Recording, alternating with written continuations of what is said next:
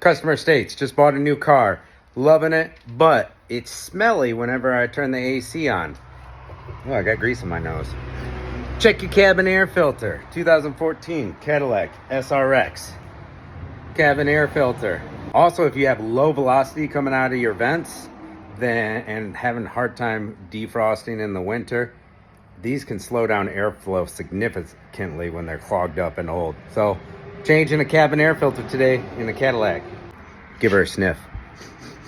Oh, it is a little smelly. And my nose don't work too good. Too much torching and stuff. Super easy to put a new cabin air filter in here. There's a nice shiny one there. You can even get charcoal infused.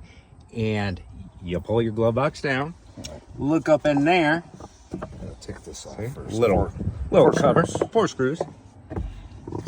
And your cabin air filter goes right up in this flap here. Screw, clip, screw.